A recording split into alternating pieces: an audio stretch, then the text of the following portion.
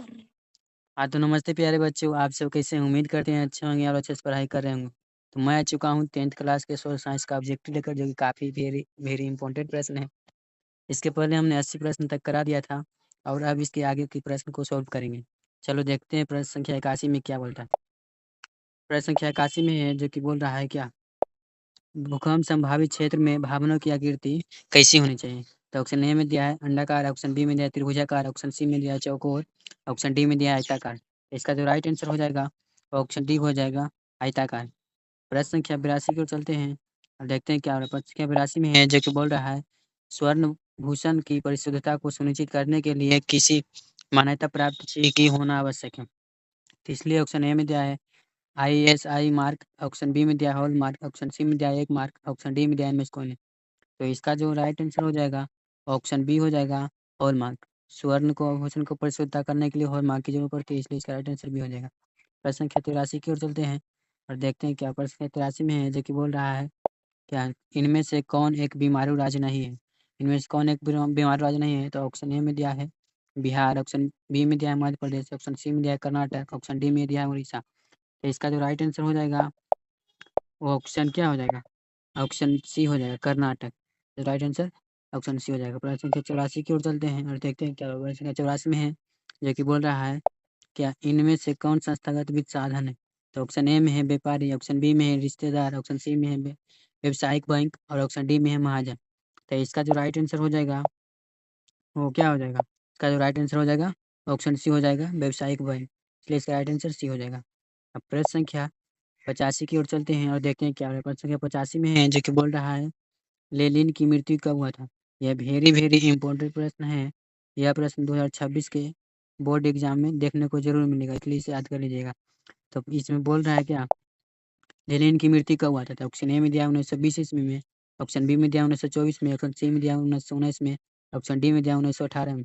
इसका जो right answer हो जाएगा ऑप्शन बी हो जाएगा 1924 में लेनिन की मृत्यु हुई थी। अब प्रश्न संख्या 86 की ओर चलते हैं और देखते हैं क्या हो रहा है। प्रश्न संख्या 86 में है, जो कि बोल रहा है क्या, बोल रहा है भारत की वित्तीय राजधानी किस शहर को कहा जाता है? यह भी वेरी वेरी इंपॉर्टेंट प्रश्न है। यह प्रश्न को भी स्टार मार लीजिएगा, यह प्रश्न भी देखने को जरूर मिलेगा वो 2026 के बोर्ड एग्जाम में।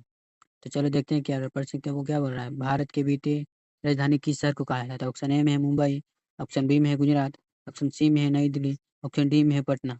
तो इसका जो राइट आंसर हो जाएगा वो क्या हो जाएगा, ऑप्शन ए हो जाएगा मुंबई। मुंबई को जो है वित्तीय राजधानी कहा जाता है, इसलिए इसका राइट आंसर ए हो जाएगा। अब प्रश्न संख्या 87 की ओर चलते हैं और देखते हैं क्या प्रश्न संख्या 87 में है, लेकिन बोल रहा है बिहार में कितने प्रतिशत वन का विस्तार है?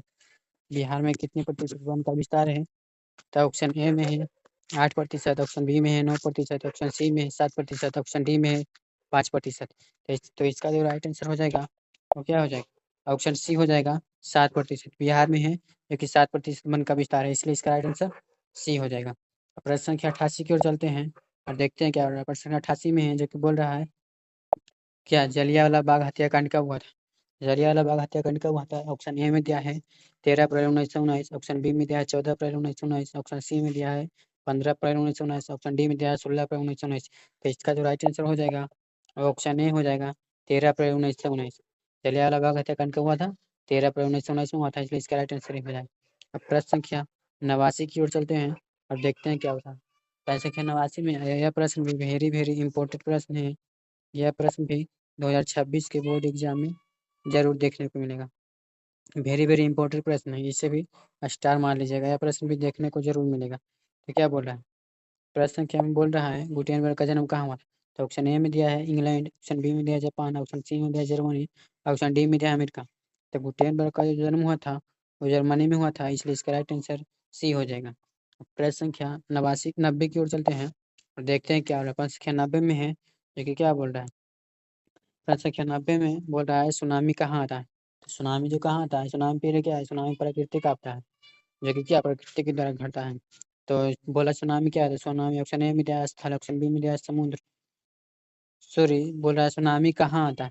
तो ऑप्शन ए में है स्थल, ऑप्शन बी में है समुद्र, ऑप्शन सी में है आसमान, ऑप्शन डी में है इनमें से कोई नहीं। तो इसका जो राइट आंसर हो जाएगा वो क्या हो जाएगा, ऑप्शन बी हो जाएगा समुद्र। सुनामी जो है वो समुद्र में आता है, इसलिए इसका राइट आंसर बी हो जाएगा। अब प्रश्न संख्या 91 की ओर चलते हैं और देखते हैं क्या बोल रहा है। प्रश्न संख्या 91 में है, जो कि बोल रहा है क्या? किसने कहा बिहार के विकास के बिना भारत का विकास संभव नहीं है? किसने कहा था बिहार के विकास के बिना भारत के विकास संभव नहीं है? तो ऑप्शन ए में है doctor APJ Abdul Kalam, option B में है नरेंद्र मोदी, ऑप्शन सी में है doctor Rajendra Prasad, option D में है इसको नहीं। तो इसका जो राइट आंसर हो जाएगा वो क्या आ जाएगा? ऑप्शन ए हो जाएगा, डॉक्टर एपीजे अब्दुल कलाम। क्या हो जाएगा? ए हो जाएगा। चलिए इसका राइट आंसर ए हो जाएगा। प्रश्न संख्या 92 की ओर चलते हैं और देखते हैं क्या हो रहा है। प्रश्न संख्या 92 में है जो कि बोल रहा है क्या? Tata iron and steel company की स्थापना कब हुई थी? तो ऑप्शन ए में दिया 1854 ईस्वी, ऑप्शन बी में दिया 1960 ईस्वी, ऑप्शन सी में दिया 1907 ईस्वी, ऑप्शन डी में दिया 1915 ईस्वी। तो इसका जो राइट आंसर हो जाएगा वो इसका जो राइट आंसर हो जाएगा क्या हो जाएगा? 1907 में हुआ। जो आयरन एंड स्टील कंपनी की स्थापना कब हुआ था? 1907 में हुआ था, इसलिए इसका राइट आंसर सी हो जाएगा। प्रश्न संख्या 93 की ओर चलते हैं और देखते हैं क्या बोल रहा है। प्रश्न संख्या 93 में है जो कि बोल रहा है क्या? किसने कहा संसाधन होते नहीं बनते हैं? यह प्रश्न भी वेरी वेरी इंपॉर्टेंट प्रश्न है, इसे भी स्टार मान लीजिएगा। तो प्यारे बच्चों, यह इस क्लास से 5 से 6 नंबर कंप्लीट हो जाएगा, इसलिए इसे भी जरूर दो बाद में भी रिवीजन कर लीजिएगा, बल्कि दो गुना एक्स पर ही, लेकिन रिवीजन जरूर कीजिएगा। तो क्या बोला 93 में जो बोला किसने कहा संसाधन होते नहीं बनते हैं? तो ऑप्शन ए में है जिमरमैन, ऑप्शन बी में है महात्मा गांधी, ऑप्शन सी में संदीप पांडे, ऑप्शन डी में है मिस्कॉन। तो इसका जो राइट आंसर हो जाएगा ऑप्शन ए हो जाएगा, जिमरमैन। किसने कहा संसाधन होते नहीं बनते? तो जिमरमैन ने कहा था, इसलिए इसका राइट आंसर ए हो जाएगा। प्रश्न संख्या 94 की ओर चलते हैं और देखते हैं क्या हो रहा है। प्रश्न संख्या 94 में है जो कि बोल रहा है क्या? प्रश्न संख्या 94 में है जो कि बोल रहा है निम्न में कौन बीमारू राज्य? तो ऑप्शन ए में है बिहार, ऑप्शन बी में है मध्य प्रदेश, ऑप्शन सी में है उड़ीसा, ऑप्शन डी में इनमें से सभी नहीं। सभी। तो इसका जो राइट आंसर हो जाएगा वो क्या हो जाएगा? ऑप्शन डी हो जाएगा। तो राइट आंसर हो जाएगा ऑप्शन डी हो जाएगा, इनमें से सभी। इनमें से सभी जो है क्या? बीमारू राज्य, इसलिए इसका राइट आंसर डी हो जाएगा। अब प्रश्न संख्या 95 की ओर चलते हैं और देखते हैं क्या हो रहा है। यह प्रश्न भी जो है क्या? वेरी वेरी इंपॉर्टेंट प्रश्न है, इस प्रश्न को भी स्टार मान लीजिए। यह प्रश्न भी 2026 में देखने को जरूर मिलेगा। प्यारे बच्चों, हम जिस जिस प्रश्न को स्टार मारने को बोल रहे हैं वह प्रश्न पर ज़्यादा ध्यान दीजिएगा, क्योंकि आने की इसकी पूरी संभावना है, इसलिए इसे क्या कीजिएगा? याद कीजिएगा। तो ये क्या बोला प्रश्न? प्रश्न बोला क्या? भारत में मतदान होने की न्यूनतम आयु क्या है?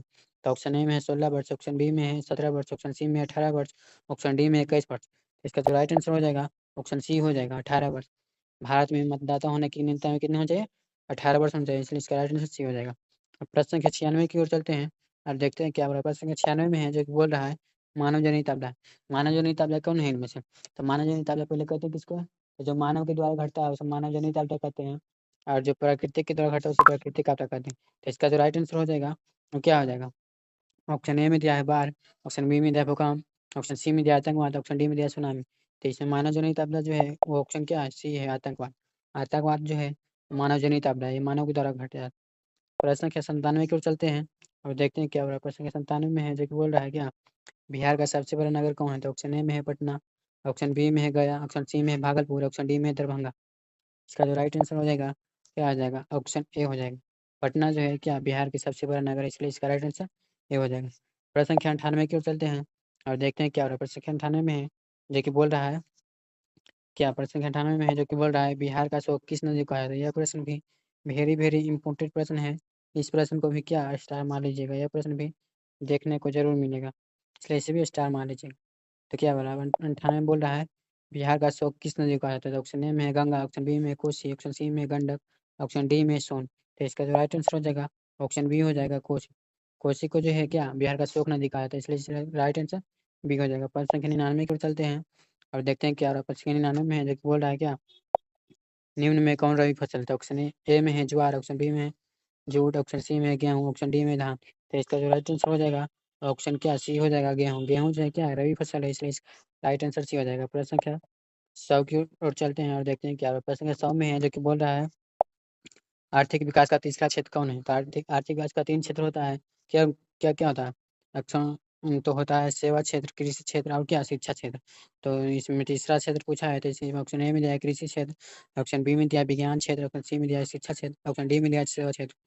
इनमें से तीसरा क्षेत्र जो है वो क्या है? सेवा क्षेत्र है, इसलिए इसका राइट आंसर डी हो जाएगा। प्रश्न संख्या 101 की ओर चलते हैं और देखते हैं क्या हो रहा है। प्रश्न संख्या 101 में है जो कि बोल रहा है भारत में किस प्रकार की शासन प्रणाली है? यह प्रश्न भी वेरी वेरी इंपॉर्टेंट प्रश्न है, इस प्रश्न को भी स्टार मान लीजिएगा। तो बोल रहा है क्या? भारत में किस प्रकार की शासन प्रणाली है? तो ऑप्शन ए में है संघीय और अध्यक्ष, ऑप्शन बी में है संघीय और संसदीय, ऑप्शन सी में एकात्मक और अध्यक्ष, ऑप्शन डी में एकात्मक और संसदीय। तो इसका जो राइट आंसर हो जाएगा क्या आ जाएगा? ऑप्शन बी हो जाएगा, संघीय और संसदीय। तो इसका राइट आंसर बी हो जाएगा।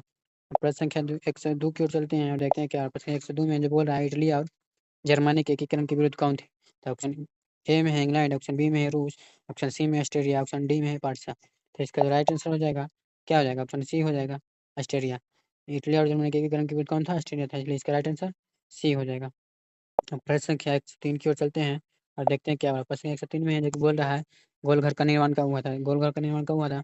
तो ऑप्शन ए में है 1757 ईस्वी, ऑप्शन बी में 1764 ईस्वी, ऑप्शन सी में 1786 ईस्वी, ऑप्शन डी में 1857 ईस्वी। तो इसका जो राइट आंसर हो जाएगा ऑप्शन सी हो जाएगा, 1786 ईस्वी। गोलघर का निर्माण कब हुआ था? 1786 ईस्वी।